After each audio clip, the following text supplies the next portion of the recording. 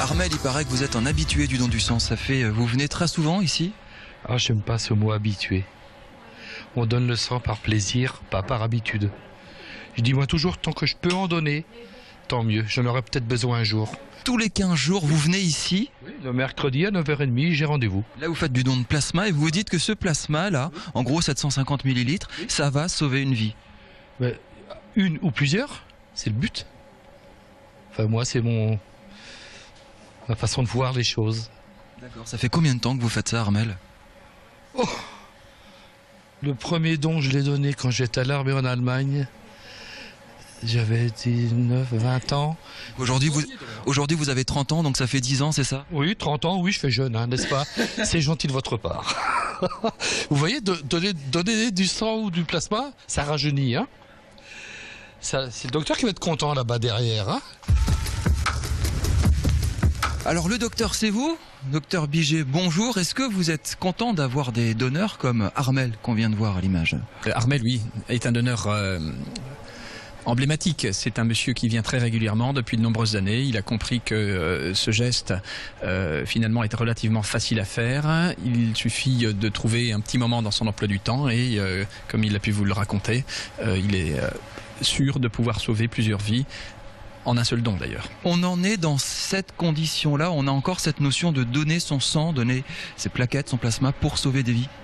Ça ne sert à rien d'autre que ça. Hein. Clairement, aujourd'hui, la transfusion sanguine est utilisée en cas de nécessité, donc pour des gens qui en ont strictement besoin, que ce soit des globules rouges, des plaquettes ou du plasma. L'établissement français du sang ne tire pas encore la sonnette d'alarme, mais attire votre vigilance. Les stocks sont tendus, on va dire ça comme ça, docteur Biget, et la demande est constamment en hausse. Vous remarquez ça ici en Alsace? On le remarque en Alsace, c'est le cas partout en France avec des variations régionales plus ou moins importantes. L'an dernier, en 2012, la demande en concentré de globules rouges, qui est le produit le plus transfusé, a augmenté de 4,5%. C'est conséquent, hein, et donc il faut suivre derrière, il faut que les donneurs soient au rendez-vous. Donc nécessairement, il faut faire des relances, il faut solliciter les gens.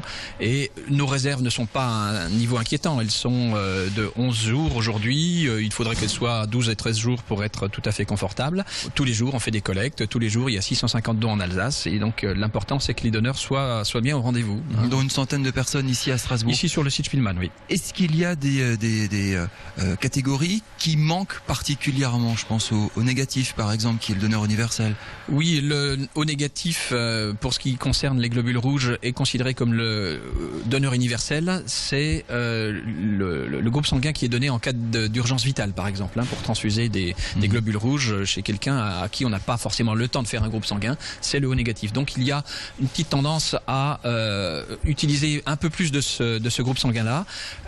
Donc les donneurs O négatifs sont très sollicités, donc il est important qu'ils viennent régulièrement au don de sang.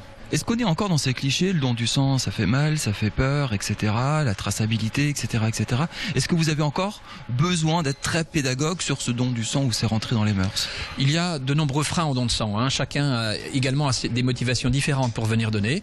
Donc bien souvent, ce qui retient les gens, c'est le fait qu'on ne les a pas sollicités et puis le fait qu'ils ne savent pas. Qui ne sachent pas où ça se trouve. Donc il y a plusieurs moyens de se renseigner. Il y a un site internet sur le don du sang. Il y a une page Facebook. Il y a une page Facebook. 25 000 amis. Voilà, 25 000 amis en France.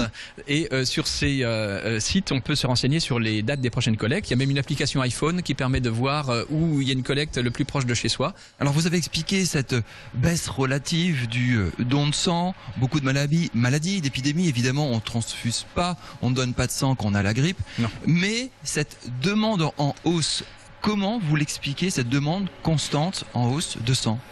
Elle se manifeste déjà depuis une dizaine d'années. Il y a plusieurs causes à cela. L'une d'entre elles, c'est le vieillissement de la population, qui a un double effet en quelque sorte, c'est-à-dire que la population vieillit et l'espérance de vie augmente.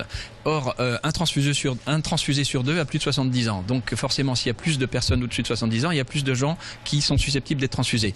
Et comme l'espérance de vie augmente, on a tendance à faire des interventions chirurgicales de plus en plus lourdes à des âges de plus en plus âgés. Donc par exemple des patients à qui on changera des valves cardiaques plusieurs fois dans leur existence, ce qui n'était pas le cas il y a 10 ans. Donc tout cela, ce sont des interventions qui saignent. Et puis il y a également de plus en plus de pathologies de type cancer, leucémie, avec des chimiothérapies qui sont redevenues un petit peu plus agressives, donc avec succès.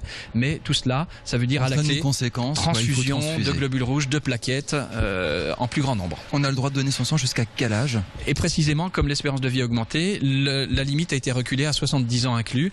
Il y a maintenant 3 ans. On s'adapte en fait. On s'adapte aussi pour les donneurs qui sont en meilleure santé aussi qu'avant, puisque l'espérance de vie a continué d'augmenter. Et la question qu'on vous pose 10 fois par jour, est-ce que le risque zéro existe? Certainement pas, et en tout cas pas en médecine, mais jamais la transfusion n'a été plus sûre qu'elle ne l'est aujourd'hui. Merci beaucoup, docteur Biget, établissement français du sang à Strasbourg. Alors vous l'avez compris, donnez votre sang